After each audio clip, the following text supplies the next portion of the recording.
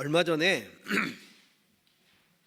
우리 손흥민 선수가 뛰고 있는 축구팀이죠. 이 토트넘 하스퍼와 과거에 박지성 선수가 뛰었던 맨체스터 유나이티드 팀의 이제 경기가 열렸어요. 축구 경기가 3대 0으로 토트넘 하스퍼가 이기고 있었는데 맨체스터 유나이티드가 2골을 따라왔어요. 그것도 골키퍼가 2골이나 어이없는 실수로 골을 헌납해 버린 거죠. 사기가 뚝 떨어졌어요. 그리고 체력도 떨어져서 조금만 더 시간이 흐르면 역전될 그런 상황이 돼버린 거죠. 그때에 이 손흥민 선수가 주장이잖아요. 선수들 한 명 한 명에게 다가가서 뭐라고 얘기를 했어요.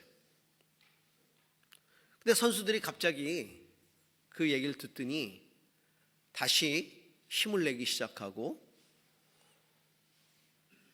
그리고 더 열심히 뛰게 된 거예요. 게다가 손흥민 선수가 그날 코너킥을 찼는데 환상적으로 그냥 골인이 돼버렸어요. 결국은 이제 4대 3으로 승리를 했죠. 나중에 기자들이 선수들한테 물은 거예요. 도대체 손흥민 선수가 다가가서 무슨 얘기를 했느냐고. 아마도 가서 좀 똑바로 못해? 왜 이렇게밖에 못해? 이런 얘기를 하지 않았을까?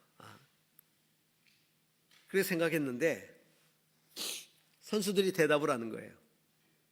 자기에게 다가와서 어깨에 손을 얹고 질책하는 것 대신에 우리는 여전히 이길 가치가 있는 팀이다. 이걸 다시 상기시켜주고 두려워하지 말아라.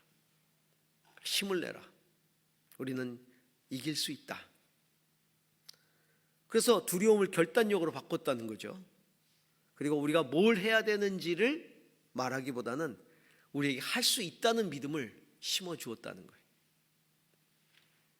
그리고 실수했던 골키퍼에게 다가가서 이렇게 얘기했다는 겁니다. 실수는 축구의 일부이다. 중요한 건 우리가 어떻게 일어서는가이다. 당신은 우리의 최후 방어선이다. 작은 실수 2개가 당신이 이룬 모든 것을 망치게 두지 말라. 당신은 지금까지 우리가 많은 경기를 이기도록 도와주었다.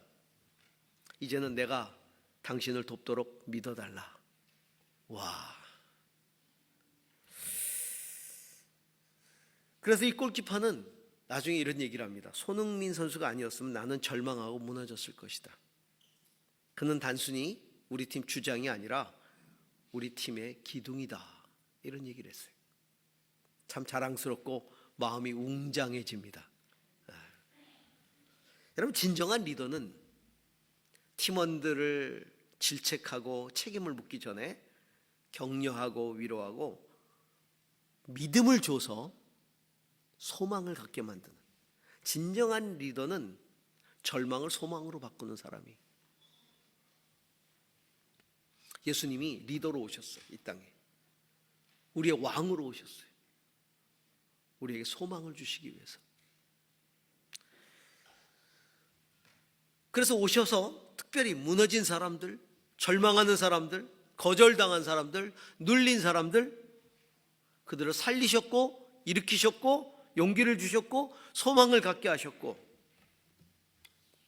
지금도 주님은 임마누엘로 우리와 함께 하시면서 그 일을 계속하고 계십니다. 주님이 우리를 질책하신다면 우리가 주눅이 들어서 어떻게 살겠어요? 실수투성이인 우리, 잘못하기만 하는 우리, 주님이 우리를 그것들을 다 일일이 다 지적하시고 야단치신다면 우리는 설 자리가 없겠죠.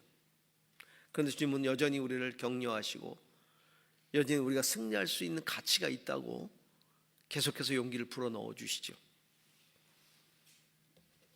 임마누엘의 신앙, 그것은 절망으로 가득 찬 이 세상 살면서 주님과 동행하며 다시 오실 주님에 대한 소망을 갖는 것, 그리고 완성될 하나님 나라에 대한 소망을 가지고 살아가는 것, 이게 임마누엘의 신앙이에요. 우리는 이 소망의 삶, 임마누엘의 삶을 깊이 묵상해야 돼요. 자, 오늘 로마서 15장 13절을 한번 다시 한번 보시기 바랍니다. 같이 읽습니다. 소망을 주시는 하나님께서 믿음에서 오는 모든 기쁨과 평화를 여러분에게 충만하게 주셔서 성령의 능력으로 소망이 여러분에게 차고 넘치기를 바랍니다. 임마누엘의 하나님이 성령의 능력을 통해서 우리 모든 성도들에게 소망을 갖게 하시고 그 소망 안에서 기쁨과 평강을 누리게 하신다는 거죠. 그걸 위해서 기도하고 있는 거예요. 대부분 사람들은 이 기쁨이나 평안이 상황에서부터 온다고 생각해요. 내 상황이 괜찮으면 기쁨이 오고 또 마음이 평안하고, 상황이 좀 불안하면 두려워지고 평화를 잃어버리고.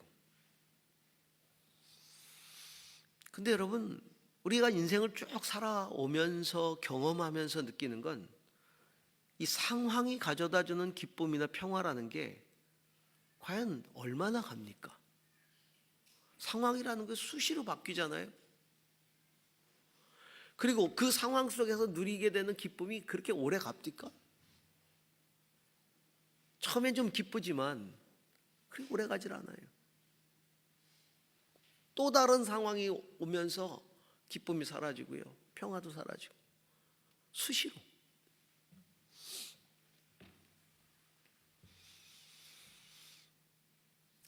주님이 우리 안에 임마누엘로 찾아오셨다는 얘기는 상황을 뛰어넘는 기쁨, 그 상황을 뛰어넘는 흔들리지 않는 편안함, 그거를 우리에게 주시기 위함이다. 믿음이란 그 주님을 신뢰하는 거예요. 내게 상황을 뛰어넘는 기쁨과 평안을 주시는 그 주님을 신뢰하고 붙들고 나가는 게 믿음이라는 것이죠. 그래서 그 믿음 때문에 상황을 뛰어넘는 기쁨을 누리는 거예요. 평안을 누리는 거예요. 영화를 가끔 보면 이런 장면이 나와요. 막 오늘 가족들이 막 어떤 공격도 받고 막 그러면서 위기에 처합니다. 그 막 숨어 있어요. 어디 도망가 있어요. 막 적들이 쫓아와요. 막. 그때 이제 아빠가 딱 이렇게 얘기하죠. 걱정 마, 두려워하지 마라. 그러면서 애들한테 그러잖아요. 아빠 믿지? 아빠 믿지? 꼭 이렇게 얘기해요. 아빠 믿지? 제가 영화를 보면서도 믿을 만한가? 저 아빠가 뭐 하려고 그러지? 예. 나 아빠 믿지? 예. 근데 대개 이제 그런 영화에서 아빠 믿지 하고 하는 사람들은 대개 아빠가 특수부대 출신이야. 그리고 뭔가 이루어내. 예. 그렇잖아요. 적들이 빗발치게 총을 쏴도 아빠는 절대 안 맞아. 근데 아빠가 달려가면서 쏘면 다 맞아. 자, 그런 거 보면서 아빠 믿지? 막 이렇게 아빠 믿지? 아빠 믿지? 안심시키는 장면이 있어요. 왜 그런 소리를 할까요? 그냥 가서 저걸 무찌르면 되지. 꼭 그렇게 아빠 믿지? 왜 이 소리를 꼭 할까? 저는 특히 미국 영화 꼭 나와요. 그 장면이. 아빠 믿지? 이런 장면이 꼭 나옵니다. 우리나라 영화는 결이 조금 달라요. 근데 미국 영화는 꼭 그렇게 영웅주의가 거기 들어있어요. 이제 아빠 믿지. 그래서 그거 볼 때마다 저 소리를 안 하고 그냥 가서 다 무찔러 버리면 되는데 꼭 한마디를 하는 이유가 뭘까? 신뢰를 주기 위해서잖아요. 아빠의 능력, 아빠의 사랑에 대한 어떤 절대적인 신뢰를 줌으로써 절망하지 않게 하려고. 절망하지 않게 하려고. 이런 상황에서 누구나 절망할 수 있잖아요. 그때 절망하지 않도록 어떤 신뢰를 주는 거죠.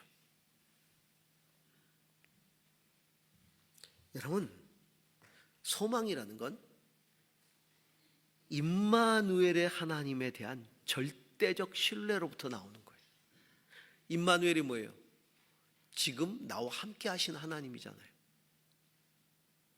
하나님 우리에게 말씀하시는 거예요. 나 믿지? 나 믿지?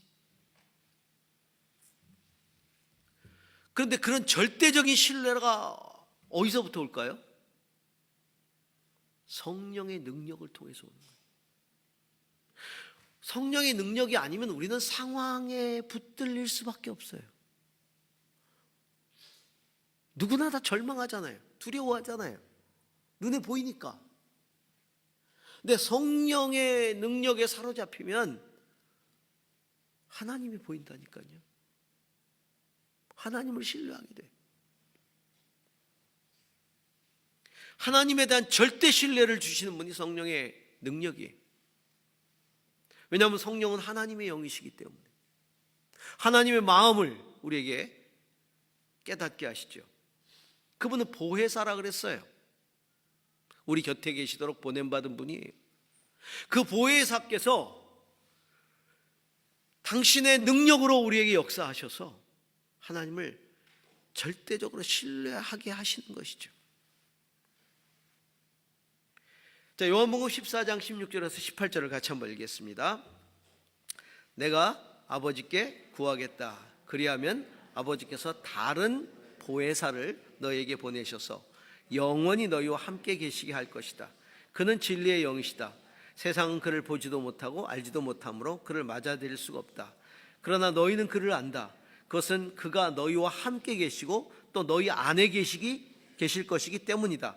나는 너희를 고아처럼 버려두지 아니하고 너희에게 다시 오겠다. 성령을 통해서 우리 안에 계시는 거예요. 그리고 우리와 함께 계시다. 우리 안에 계시다.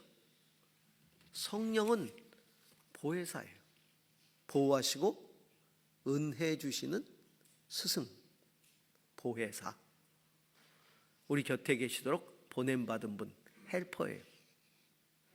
그분이 우리에게 소망을 주는 거죠.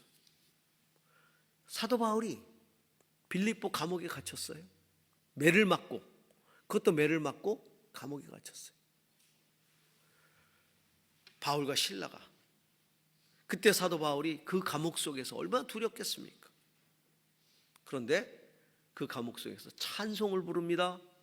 둘이서. 그리고 뜨겁게 기도합니다. 성령에 사로잡혀서. 절망하지 않습니다. 평안을 잃어버리지 않습니다. 두려워하지 않습니다. 오히려 찬송하고 기도합니다. 그때에 성령의 역사하심이 나타나잖아요. 옥터가 흔들리고 옥문이 열렸다? 이 얘기는 뭐예요? 상황이 뒤집어졌다는 얘기예요. 절대 신뢰는 상황을 뒤집어 놓습니다. 성령의 능력을 통해서 주님은 우리와 함께 하시는 것이죠. 성령의 권능으로부터 오는, 성령의 능력으로부터 오는 상황을 뛰어넘는 기쁨과 평안이 저 여러분 가운데 넘치기를 바랍니다. 그래서 소망을 갖는 거예요. 자, 로마서 15장 10절에서 12절입니다. 함께 읽습니다. 또 이방 사람들아 주님의 백성과 함께 즐거워하여라 하였으며 또 모든 이방 사람들은 주님을 찬양하여라, 모든 백성들아 주님을 찬양하여라 하였습니다. 그리고 이사야가 말하기를 이새의 뿌리에서 싹이 나서 이방 사람을 다스릴 이가 일어날 것이니 이방 사람은 그에게 소망을 둘 것이다 하였습니다. 임마누엘의 하나님 안에서 성도들이 궁극적인 소망을 갖게 되는데, 그것은 우리 안에 계신 예수 그리스도께서 주시는 궁극적인 소망이라는 거예요. 리더는요, 자기를 따르는 사람들에게 궁극적인 목표와 소망을 계속해서 상기시켜주는 사람들이에요. 그래서 그 목표를 향한 비전을 갖게 하고 소망을 갖게 하는 거예요. 아무리 힘들어도.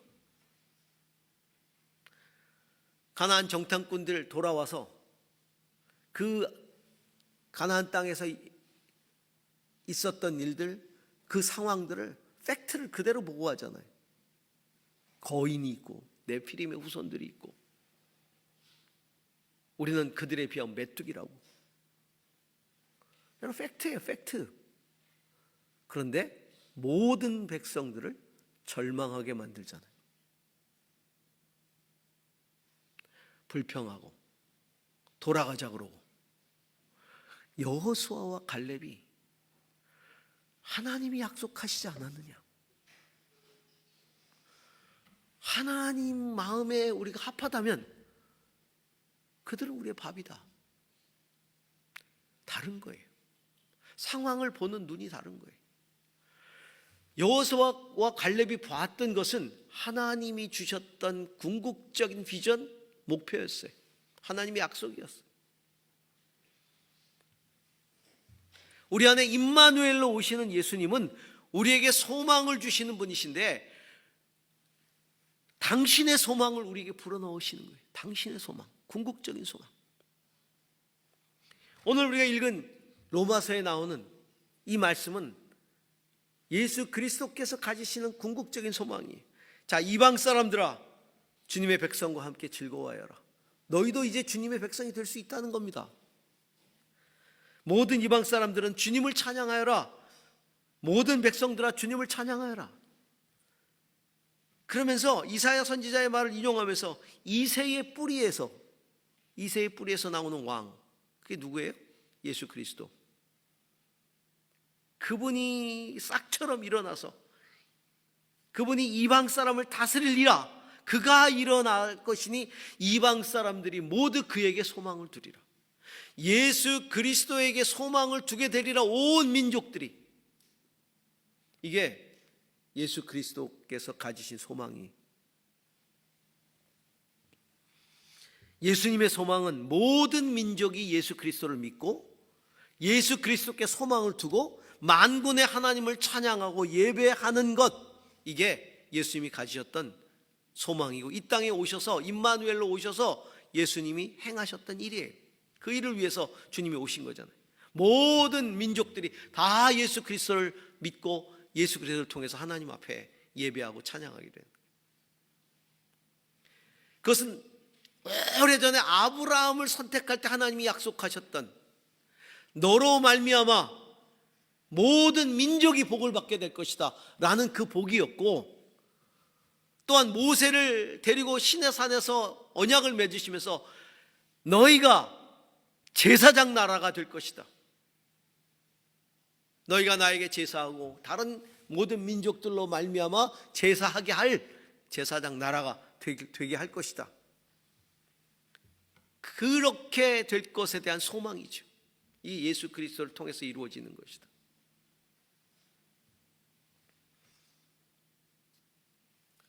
근데 제자들은 거기에 소망을 두지 않았었어요. 당장 현실적인 입신양명에만 소망을 두고 있었죠.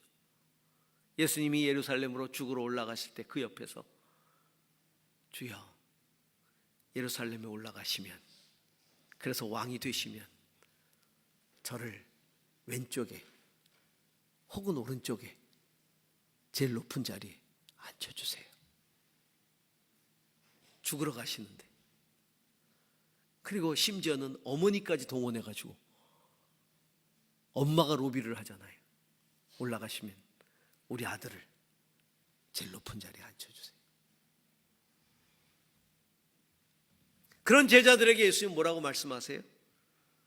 너희가 높아지려면 오히려 세상에서는 섬기는 자가 되어야 한다. 낮아져야 된다. 그리고 자기를 부인하고 너희들이 져야 할 십자가를 지고 가야 된다. 그러시면서 너희는 온 천하에 다니며 만민에게 복음을 전파하라, 이렇게 말씀하십니다. 그리고는 반복적으로 비유를 통해 모든 민족들이 다시 주님께로 돌아올 것에 대해서 계속해서 말씀하시면서 당신의 소망을 계속 불러일으키시잖아요.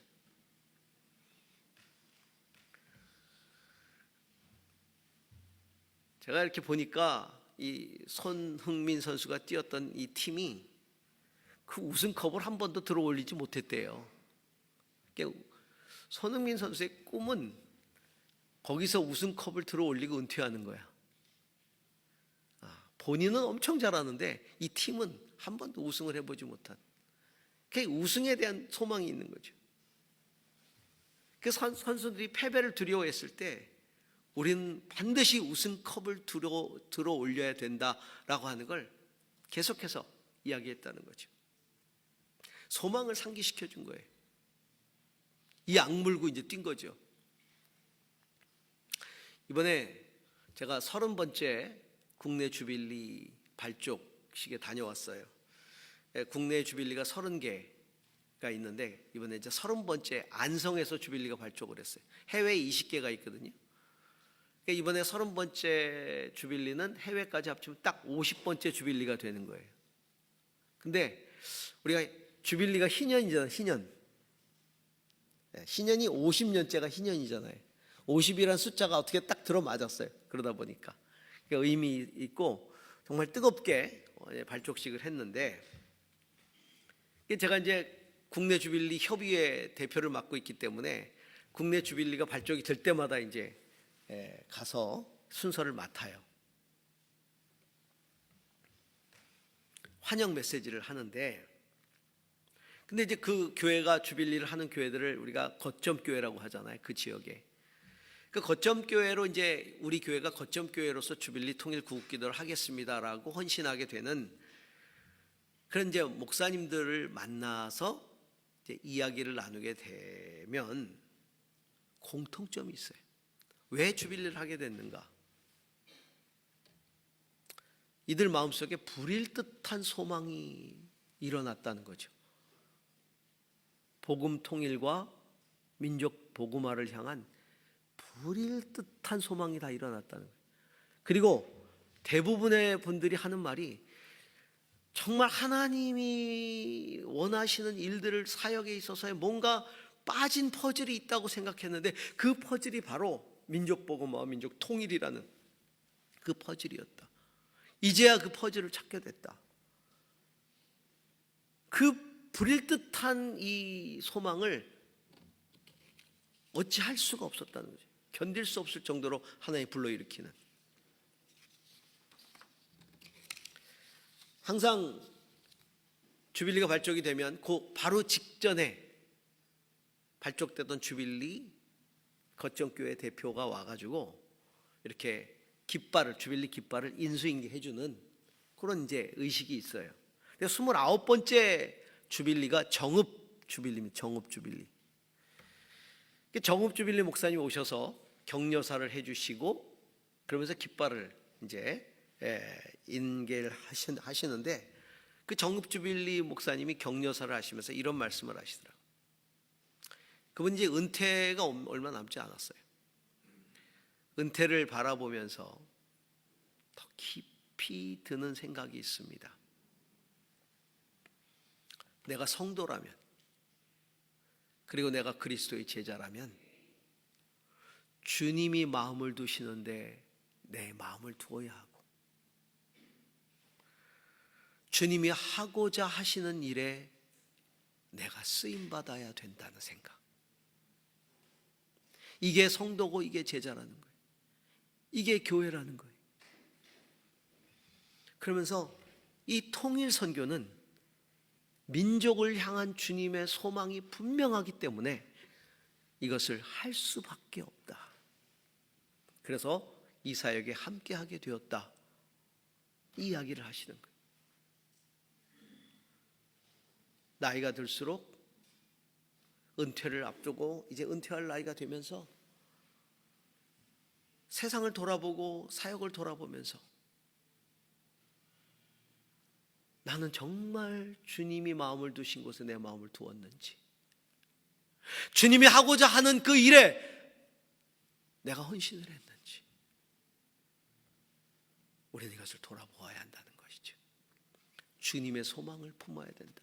내 개인의 소망도 무척 중요하겠지만 그걸 위해서 기도하는 것도 중요하겠지만 주님이 정말 마음에 두고 계시는 그 주님의 소망, 특별히 모든 민족이 그리스도를 섬기게 될 그 소망에 내가 마음을 두어야 한다. 사랑하는 성도 여러분, 내가 임마누엘의 주님과 함께 한다면 주님이 품고 계시는 궁극적인 소망에 내 소망을 둘 수 있기를 축원합니다. 자, 고린도전서 15장 22절에서 24절 보겠습니다. 함께 읽습니다. 아담 안에서 모든 사람이 죽는 것과 같이 그리스도 안에서 모든 사람이 살아나게 될 것입니다. 그러나 각각 제 차례대로 그렇게 될 것입니다. 첫째는 첫 열매이신 그리스도요, 그 다음은 그리스도께서 재림하실 때 그리스도께 속한 자들입니다. 그때가 마지막입니다. 그때에 그리스도께서 모든 통치와 모든 권위와 모든 권력을 폐하시고 그 나라를 하나님께 넘겨드릴 것입니다. 모든 민족이 그리스도 앞에 굴복하게 될 때가 언제라고요? 주님이 오실 때, 다시 오실 때. 이 땅에 처음으로 오실 때, 임마누엘로 오실 때는 아무도 영접하지 않았어요. 요한복음에 있는 것처럼 자기 백성들이 자기 땅에 오셨지만 영접하지 아니하였다. 아무도 영접한 사람이 없었어요. 그런데 성령이 임하시고 그 성령께 사로잡힌 제자들이 비로소 온전한 확신을 갖게 되면서 온 천하에 다니며 만민에게 복음을 전파하고 모든 민족으로 제자를 삼으라는 이 명령에 드디어 순종하기 시작하는 것이죠. 그러면서 세상 다니면서 그 임마누엘의 주님을 전하기 시작했어요. 주님께서 이 제자들에게 약속하신 것은 이 모든 민족들에게 복음이 전파될 때 그제야 끝이 오리라 하는 거예요. 마태복음 24장 14절 함께 있습니다. 이 하늘나라의 복음이 온 세상에 전파되어서 모든 민족에게 증언이 될 것이다. 그때야 끝이 오리라. 그 끝은 어떻게 올까요? 예수 그리스도의 강림으로, 재림으로. 고린도서 15장 22절에서 24절 읽은 것처럼 그 다음은 그리스도께서 재림하실 때에 그리스도께서 속한 자들이 부활할 것이다. 그때 마지막 때가 오면 그리스도께서 재림하게 될 것이고 그때 부활이 일어날 것이고 그때에 모든 통치, 모든 권위, 모든 권력을 다 폐하시고 모든 나라를 하나님 아버지께 넘기실 것이다. 모든 민족이 그리스도를 섬기게 될 것이다.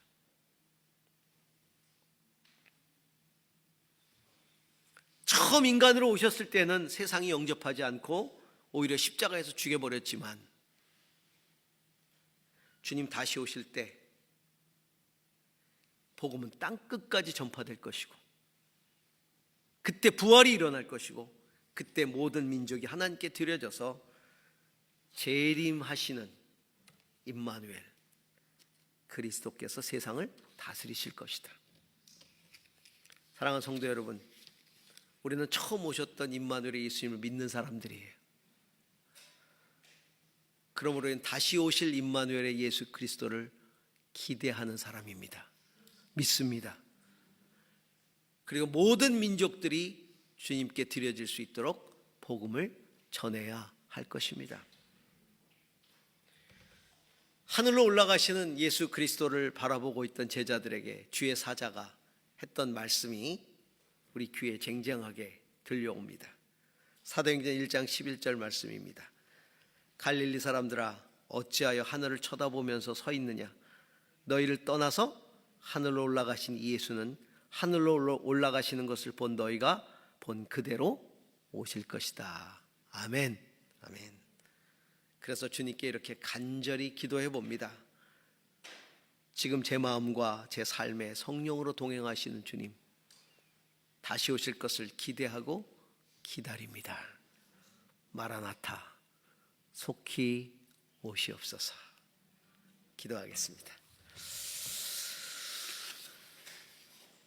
주님, 소망의 주님, 우리에게 왕으로 오셔서 끊임없이